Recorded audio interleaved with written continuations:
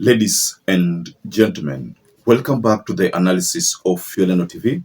I hope you well from wherever you watch this channel. I believe majority of you have heard what Mithika Linturi said. Mithika Linturi apportioned blame to Felix Koskei, apportioned blame to William Samoei Ruto, and again he apportioned blame to the current CS Public Service, and I'm talking about CS Ruku, that those are the real people responsible for him being hounded out of office. But Mithika Linturi has ignited a debate here. And according to the statement from Mithika Linturi, he is telling us about 202 and what befell Moi's regime. And this is what he said: we need to reenact a 2002 moment in 2027. That is what he said during an explosive interview with MERU TV, that is a vernacular station based in MERU. So what Mithika Linturi is telling us is that he's trying to make friends with like-minded people. Of course, when you talk about like-minded people, the first person that crosses my mind is the former CS Justin Muturi. Then the second person is Rigathi Gachagua, and I'm led to Martha Karua and so many other leaders who have one common agenda: remove William Ruto from office. Now, before we get further on this statement from Mithika Linturi, ladies and gentlemen, kindly support this channel by liking and subscribing to this channel if you are not subscribed before. And to our existing subscribers, I want to continue thanking you so much, because without you, this channel won't have grown. When Mithika talks about reenacting a 2002 moment, what rings a bell in your mind? Let's go back to 2002, and Moi was finishing his term, and he was retiring from politics, and he had announced that he was going to step down. After that, he was not going to seek for another election.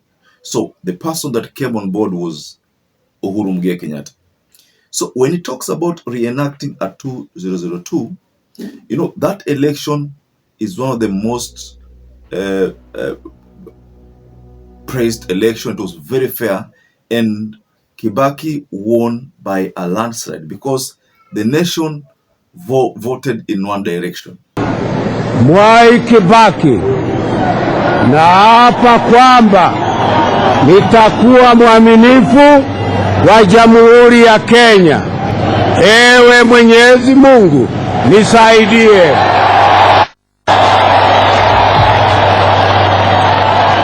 Moi could not do anything to salvage the situation. So we are being told that we need to go back to that scenario where the nation will vote in one direction. And that direction is a direction against William Ruto. That is what Mithika Linturi wants. So this is some kind of a revenge, if I may use that term, a revenging, or rather, this is someone who is not happy. Of course, that is what we are seeing. So he has vowed political revenge in 2027. That revenge will only happen when Ruto goes back to Sugoi. So the big question is, how is this going to happen? People have talked about this possibility. Some have said that it is not possible, but many have said that it is possible if Kenyans vote in one direction. But again, the big question here that I honestly want to ask you, ladies and gentlemen, and I hope to explain, to just respond below in the comment section. Do you think votes can give someone presidency? Ama kuna mambo mengine chini ya maji which normally take place, and someone gets numbers and someone is re-elected, or rather someone is elected? Because if I remember what SK Macharia told us, SK Macharia told us that one thing that William Ruto need to do is to clean the IEBC register. Of course, that is a call that has been there ever since the enactment of the 2010 Constitution, clean the register.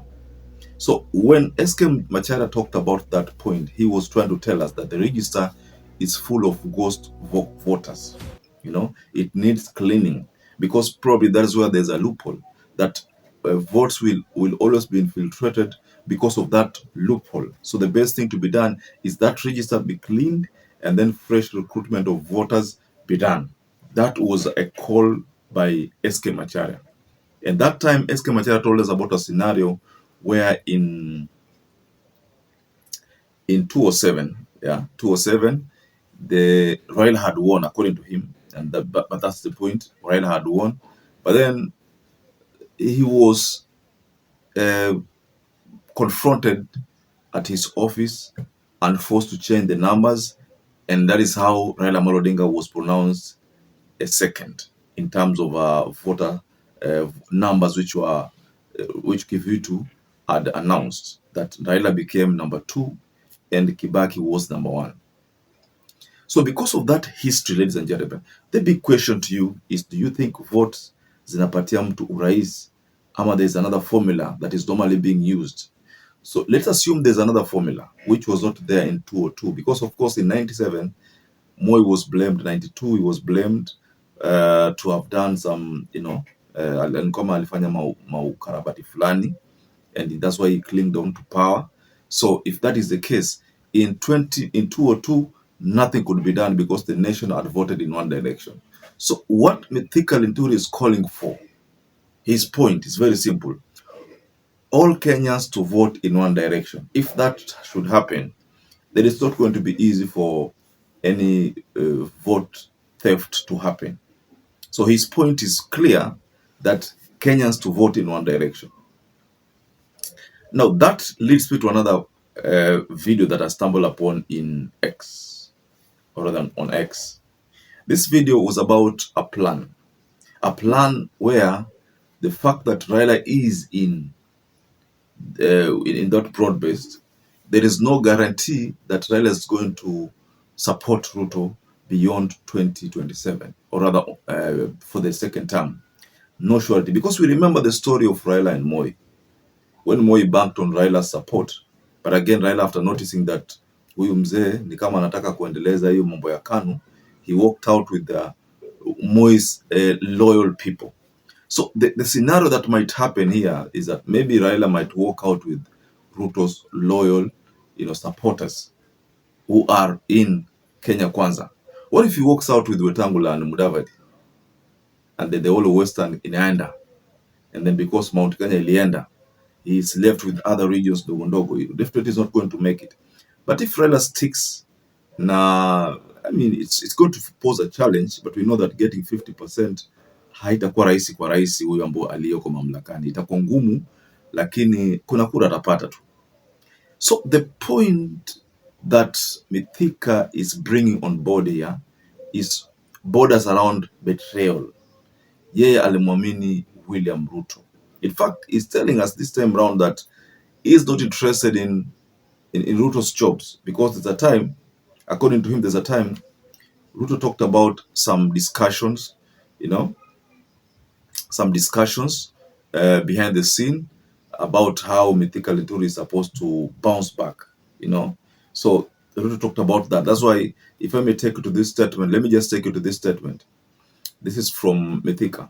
He said, "This is what jolted me into speaking out and walking away from the government." That it was trying to refer to President Ruto's April 2nd remarks in Maua, suggesting the two were in discussions about him potentially joining the broad-based government. And he went further to say, 9 months after I was hounded out of government, a pregnancy has come to term and a baby must be born. I have been quiet since I was fired, but I have to come out and discount lies about me. So he says that he's a victim of perception. So again, he goes further to say, I would rather die on my feet than live on my knees. I don't want his job. I'm not interested. I will sort myself out. So basically, Mithika Linturi is saying that he's not interested in William Ruto's job anymore. He will sort himself out. So, ladies and gentlemen, why is Mithika Linturi complaining? Mithika Linturi is complaining because hakupewa kazi, alifutwa, na amewekwa in the cold for long. So hakupewa kazi na hana kazi na hana haja na kazi ya William Ruto. Kitu ako na haja nayo saizi ni a reenactment of 2002 moment in 2027. All the opposition to come in one direction and remove William Samoei Ruto. That is his call, ladies and gentlemen. So just tell us below in the comment section whether you agree with the Mithika Linturi and whether you think Mithika Linturi has that, has that muscle to execute this plan of reenacting 2002 in 2027. So perhaps if you're watching this video and you've not subscribed, take 1 second and subscribe, like this video. Until you catch up again, stay safe and stay blessed.